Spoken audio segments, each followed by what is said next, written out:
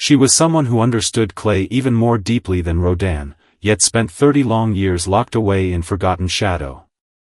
Camille Claudel, a soul torn between genius and madness, sculpted the most beautiful form of suffering. Tonight, by the soft glow of firelight, let us push open the heavy doors of the psychiatric asylum and listen to her story.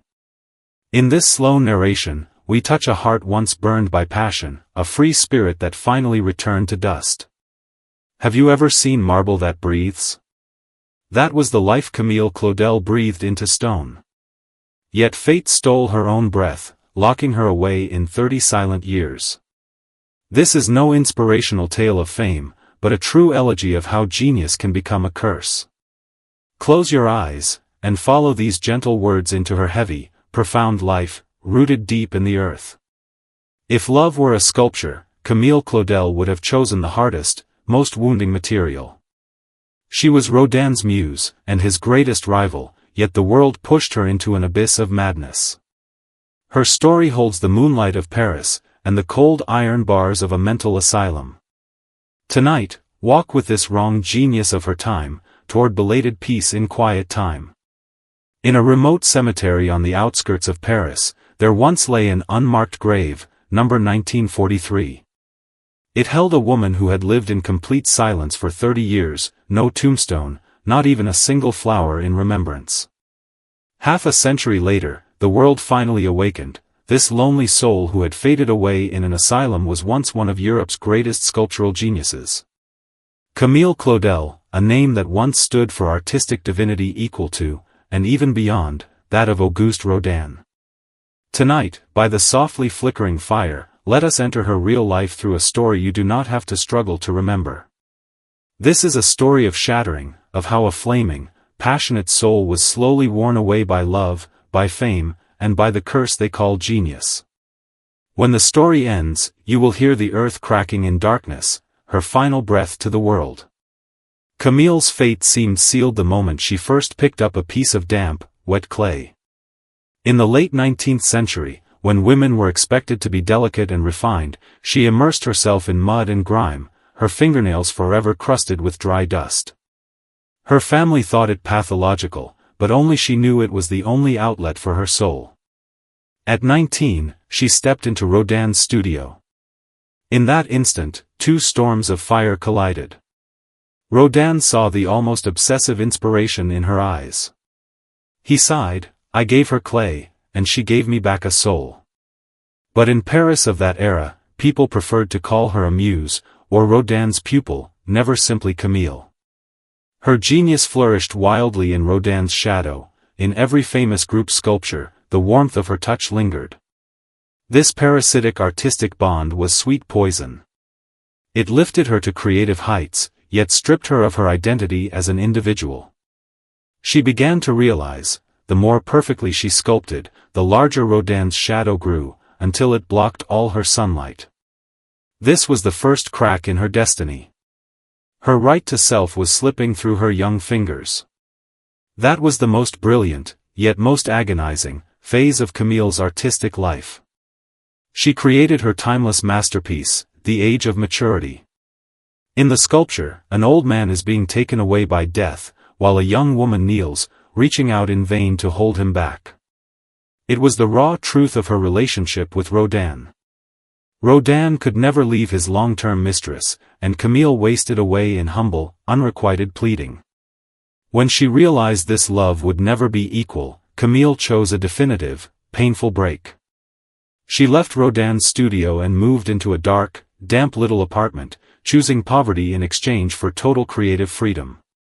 But the world outside was crueler than she imagined. A solitary, intense female artist was seen as a social outcast. She grew paranoid that everyone approaching her was a spy sent by Rodin, that someone would steal her ideas. This overwhelming insecurity drove her to violently smash her own work late at night. She would rather destroy her art than let it bear another's name. Clay was no longer her salvation, but a swamp trapping her. The more she struggled, the deeper she sank. She wrote in a letter, "My soul screams every night, but the neighbors only hear unruly noise." In 1913, 3 days after Camille's father died, an ambulance pulled up outside her apartment.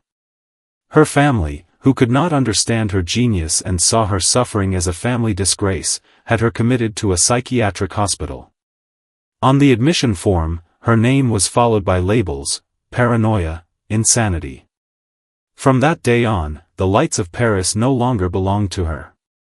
The thick, warm clay was torn from her fingers forever.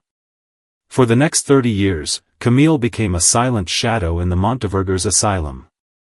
She wrote countless letters to her brother, the famous poet Paul Claudel, begging him to take her home. "I am locked in a coffin," she described that long, slow death.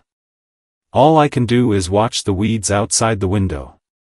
Yet Paul rarely replied. Her mother never visited once. This cold abandonment by her own blood cut deeper than the asylum's iron bars. Gradually, she stopped speaking, stopped raging. She began drawing indecipherable lines in the courtyard dirt with dry branches, her last silent tribute to art. Time lost meaning inside those white walls. The once celebrated muse withered slowly, over 10,000 lonely days and nights.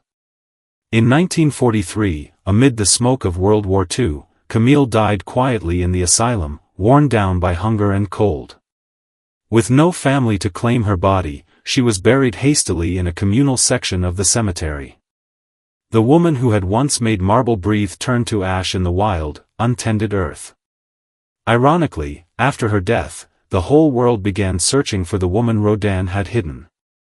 People discovered that many works once hailed as Rodin's masterpieces were largely created by Camille.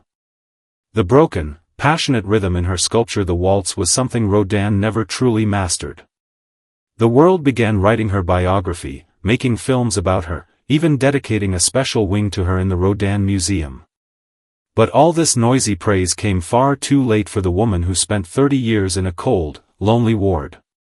What she truly wanted was probably never great fame, just a quiet afternoon to sculpt undisturbed. She proved with her life that the birth of certain genius is itself a heroic defiance of worldly order. To answer the question from the start, what did Camille Claudel leave behind? She left the courage to seek wholeness even in shattering, the dignity of stone. She walked from fire into ice, yet in the depths of that cold, kept a tiny flame alive for all lonely creators who came after. Today in the Rodin Museum in Paris, her sculptures still stand quietly, drawing tears from countless visitors. These are not tears of pity, but the deepest tribute to an independent soul. Tonight the fire has burned to embers, and the night sky outside is calm.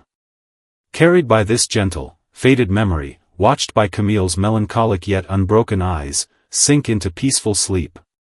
The confinement, prejudice, and 30 years of cold are gone. At last, she can sculpt clouds freely in the vast, quiet void. Good night, on this soft, gentle evening.